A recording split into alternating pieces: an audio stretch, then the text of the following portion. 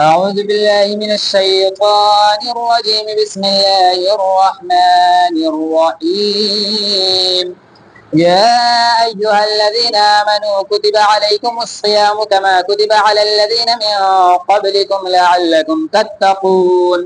اے ایمان والو، تم پر روزے فرض کیے گئے جیسے اگلوں پر فرض ہوئے تھے کہ کہیں تمہیں پرہیزگاری ملے۔ اس سے پتہ چلا کہ اللہ تبارک و تعالیٰ نے اس سے پہلے جتنی امت بھیجی سب پر اللہ نے روزے فرض کیے تھے، سب پر اللہ نے روزے فرض کیے تھے۔ اور روزہ فرض کرنے کے پیچھے مقصد کیا تھا؟ مقصد صرف یہ تھا کہ تم نیک بن جاؤ۔ اور انسان نیک بنتا کب ہے؟ جب وہ اللہ کے حکم کو مانتا ہے بنا سوچے سمجھے۔ جو کوئی بھی اللہ کے حکم میں اپنا دماغ لگائے گا وہ مسلمان ہے ہی نہیں، وہ مسلمان ہے ہی نہیں۔ بس اللہ یا اس کے رسول کا حکم آ گیا تو آنکھیں بند، کان بند، زبان بند، اب اس پر عمل شروع کر، بس یہ ہے ایمان۔ کیوں؟ الذین یؤمنون بالغیب، کہ وہ لوگ ایمان والے ہیں جو بن دیکھے ایمان لائے۔ تو تمہیں کس چیز کے بارے میں سوچنا نہیں ہے، اللہ اور اس کے رسول کا حکم آ گیا، عمل شروع۔ ایاما معدودات فمن كان منكم مريضا أو على سفر فعدة من أيام أخر وعلى الذين يطيقونه فدية طعام مسكين فما تطوع خيرا فهو خير له وأن تصوموا خير لكم إن كنتم تعلمون۔ گنتی کے دن ہے، یعنی روزے گنے ہوئے دنوں میں رہنے ہیں، یعنی 30 دن یا 29 دن۔ تم میں جو کوئی بیمار یا سفر میں ہو تو اتنے روزے اور دنوں میں، اور جنہیں ان کی طاقت نہ ہو وہ بدلہ دے ایک مسکین کا کھانا۔ پھر جو اپنی طرف سے نیکی زیادہ کرے تو وہ اس کے لیے بہتر ہے، اور روزہ رکھنا تمہارے لیے زیادہ بھلا ہے اگر تم جان لو۔ اللہ نے فرمایا کہ روزے 29 یا 30 دن ہی کے ہوں گے۔ سیکنڈ یہ کہ اگر کوئی بیمار ہو جائے یا سفر میں ہو تو وہ روزہ نہ رکھے، اور ان دنوں میں روزہ چھوڑ دے، اور کیا کرے کہ بعد میں ان روزوں کو رکھے۔ یا پھر بعد میں ایسا ہو گیا کہ وہ طاقت نہ رہا، اس کے پاس طاقت نہ رہی، وہ بیمار ہی رہا، اور یا نہیں بھی رہا پھر بھی اس کو روزہ رکھنے کی طاقت نہ رہی، تو ایک مسکین کو کھانا کھلائے۔ اور پھر اور یہی چیز اس کے لیے بہتر ہے اگر وہ جان جائے کہ روزہ رکھنا ہی بہتر ہے، مسکین کو کھانا کھلانے سے بہتر روزہ رکھنا ہی ہے۔ اگر تم جان لے کہ روزہ میں کتنی زیادہ برکت ہے، کتنا زیادہ ثواب ہے۔ شهر رمضان الذي أنزل فيه القرآن هدى للناس وبينات من الهدى والفرقان فما شهد منكم الشهر فليصم وما كان مريضا وعلى سفر فعدة من أيام أخر يريد الله بكم اليسر ولا يريد بكم العسر ولتكملوا العدة ولتكبروا الله على ما هداكم ولعلكم تشكرون۔ رمضان کا مہینہ جس میں قرآن اترا، یعنی قرآن کا اترنا کس مہینے میں شروع ہوا؟ رمضان کے مہینے میں۔ لوگوں کے لیے ہدایت اور رہنمائی اور فیصلہ کی روشن باتیں، یعنی یہ قرآن کیا ہے؟ لوگوں کو سیدھا راستہ پہ چلانے والی کتاب ہے، اور لوگوں کو فیصلہ کرنے کے لیے ایک واضح قانون ہے۔ اور تو تم میں جو کوئی یا مہینہ پائے ضرور اس کے روزے رکھے، اور جو بیمار یا سفر میں ہو تو اتنے روزے اور دنوں میں۔ اللہ تم پر آسانی چاہتا ہے، یعنی اس سے مطلب یہ ہے کہ روزہ میں اگر سفر میں تم روزہ نہیں رکھ سکتے ہو تو تمہیں پریشان ہونے کی ضرورت نہیں، مت رکھو، بلکہ اگر تم زبردستی کرو گے تو گنہگار ہو جاؤ گے، کیونکہ سفر میں پریشانی بہت ہوتی ہے۔ لیکن اب کے سفر میں پریشانی نہیں ہوتی ہے، گویا رکھنا چاہے تو رکھ سکتے۔ اللہ نے کیا فرمایا کہ اللہ تم پر آسانی چاہتا ہے اور تم پر دشواری نہیں چاہتا، اور اس لیے کہ تم گنتی پوری کرو اور اللہ کی بڑائی بولو اس پر کہ اس نے تمہیں ہدایت کی اور کہیں تم حق گزار ہو۔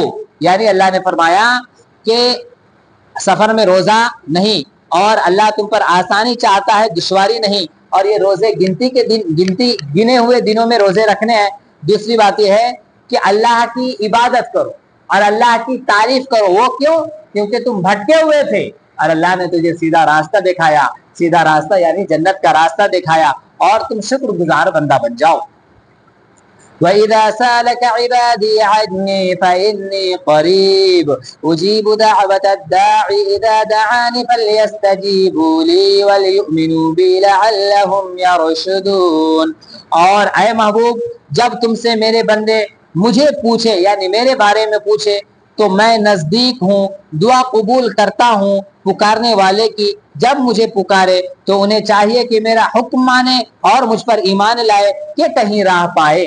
اگر کوئی اللہ نے حکم دیا اپنے رسول گرامی کو کہ اگر آپ سے کوئی میرے بارے میں پوچھے کہ میں کہاں ہوں اور کیا ہوں تو کہو اسے کہ میں تمہارے قریب ہوں اور مجھے پکارو، میں تمہاری پکار سنوں گا۔ تم مجھ سے دعا کرو، میں تمہاری دعا قبول کروں گا، اور تمہیں چاہیے کہ میرا حکم مانو۔ اور جب تم نے جان لیا کہ میں تمہاری دعا قبول کرتا ہوں اور تمہاری پکار سنتا ہوں اور تمہاری مدد کرتا ہوں اور میں تمہارے قریب ہوں، تو تمہیں چاہیے کہ تم میرا حکم مانو، اور حکم مانو گے تو تمہارا ہی بھلا ہے کہ تم جنت میں داخل ہو جاؤ گے۔ تو اس بات سے کیا سمجھ میں آیا کہ اللہ سے جب بندہ دعا کرے گا تو اس کی دعا قبول ہوگی۔ اور کہتے ہیں نا اللہ کے یہاں دیر ہے اندھیر نہیں، یعنی اللہ تمام چیزیں دیکھ رہا ہے۔ ہاں، کسی حکمت کے تحت اللہ تعالیٰ اس وقت تمہاری دعا قبول نہیں کر رہا ہے۔ اور اللہ خود قرآن مجید میں فرمایا کہ جس چیز میں تم سوچتے ہو کہ یہ تمہارے لیے بھلا ہے، ممکن ہے کہ وہ چیز تمہارے لیے بھلا نہ ہو، اور جس چیز کے بارے میں تم سوچتے ہو کہ یہ چیز تمہارے لیے اچھی نہیں ہے لیکن ممکن ہے کہ وہ چیز تمہارے لیے اچھی ہے، تو تمہیں ضد ہے کہ میری یہ خواہش قبول ہو، میری یہ دعا قبول ہو، اور میں چاہتا ہوں کہ تیرا نقصان نہ ہو۔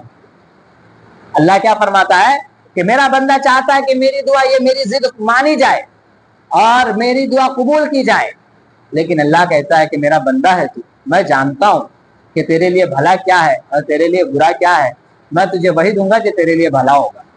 اور اللہ یہ اس سے بات کرے گا، اس کے بارے میں اللہ یہ کہتا ہے جو اللہ کا فرما بردار۔ اللہ تو بے نمازیوں کی طرف تو دیکھتا ہی نہیں، اللہ روزہ چھوڑنے والوں اور زمین کو گندا کرنے والے، جھوٹ بول کر کے، سود کھا کر کے، زنا کر کے، اور دوسرے کی پگڑی اچھال کر کے اور دوسرے کی بے عزتی کر کے زمین کے گندا کرنے والوں کی طرف تو اللہ دیکھتا ہی نہیں ہے۔ اور اللہ نے فرما دیا جو میری طرف سے نظریں ہٹا لیتا ہے میں اس کی طرف سے نظریں ہٹا لیتا ہوں، جو میری طرف سے نظریں ہٹا لیتا ہے میں اس کی طرف سے نظریں ہٹا لیتا ہوں۔ اور جو اللہ نے کہا جو مجھے پکارتا ہے میں اس کی پکار سنتا ہوں، اور جو مجھ سے دعا کرتا ہے میں اس کی دعا قبول کرتا ہوں۔ اور تمہیں ضد ہے کہ میری دعا قبول ہو، لیکن میں تو نہیں تیرا نقصان ہونے دوں گا، میں تجھے وہی دوں گا جو تیرے لیے فائدہ ہے۔ یہ اپنے نیک بندوں سے بات کر رہا اللہ، بدماشوں سے تو اللہ بات ہی نہیں کرتا۔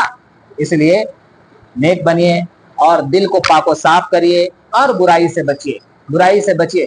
اللہ میرے گھر میں کوئی کوڑا کرکٹ پھینکے گا، میں 1 دن دیکھوں گا، 2 دن دیکھوں گا، 4 دن دیکھوں گا، لیکن جب برابر پھینکے گا تو مجھ سے دیکھا نہیں جائے گا۔ اگر میرے پاس طاقت آئے گی تو میں 1 دن اسے میں زمین کے اندر گاڑ دوں گا، لیکن اللہ تبارک و تعالیٰ کی زمین، اللہ تبارک و تعالیٰ کے گھر، یہ زمین کس کی ہے؟ اللہ کا، اللہ کی ہے۔ یہ زمین کس کا گھر ہے؟ اللہ کا گھر ہے۔ اس زمین پر تم زنا کر کے زمین کو، اس کے گھر کو گندا کر رہے ہو، اس زمین پر جھوٹ بول کر کے تو اس کے زمین کو گندا کر رہے ہو، چغل خوری اور غیبت کر کے تم اس کے زمین کو گندا کر رہے ہو، اور بدماشی کر کے اس کے زمین کو گندا کر رہے ہو، اور اس کے بندوں کی بے عزتی کر کے تم اس کے زمین کو، اس کے گھر کو گندا کر رہے ہو۔ تو تم نے کیا سوچا کہ تم سے اس کا حساب و کتاب نہیں لیا جائے گا؟ نہیں نہیں، ایسا ہرگز نہیں ہے، تم سے ہر صورت اور ہر حال میں ایک ایک ذرے کا حساب لیا جائے گا۔ اس لیے میری زمین کو گندا نہ کرو، اگر تم میری زمین کو گندا کرو گے تو میری نظر کرم تم پر نہیں پڑے گی اور تمہیں چھوڑ دیا جائے گا۔ تم کہیں بھی جاؤ مجھے اس سے کوئی غرض نہیں۔ جس طرح سے ایک اولاد نافرمان ہو جائے، ایک اولاد نافرمان ہو جائے، بہت بار سمجھانے کے باوجود بھی نہ سمجھے، تو ماں باپ کیا کرتے؟ جا یار تیری جو مرضی ہے سو کر، تیری جو مرضی ہے سو کر۔ جہاں اللہ تبارک و تعالی روز 5 وقت آپ کو بلاتا ہے کہ آ جاؤ میری طرف، لیکن پھر بھی آپ آنے کو تیار نہیں ہیں۔ آپ کو کہتا ہے کہ میری عبادت کرو، لیکن آپ عبادت کرنے کو تیار نہیں ہیں۔ پھر آپ کیسے سوچتے ہیں کہ اللہ تعالیٰ آپ کو نہیں چھوڑے گا؟ اللہ تعالیٰ آپ کو چھوڑ دے گا، جاؤ تیری مرضی ہے جو کر، لیکن لکل نبی مستقر وسوف تعلمون، ہم نے ایک وقت مقرر کر رکھا ہے، جب وہ وقت آئے گا تو ہم تمہاری پسلیاں سے پسلیاں ملا کر رکھ دیں گے۔ اس لیے اللہ سے ڈرتے رہیے اور نیکی کرتے رہیے اور اللہ کی طرف اپنا منہ کر کے رکھیں۔ کیوں؟ اگر اللہ کی طرف لو نہیں لگائیں گے تو پھنس جائیں گے، اور ایک بار پھنس گئے تو پھر نکلنا نہیں ہے۔ وما علینا الا البلاغ۔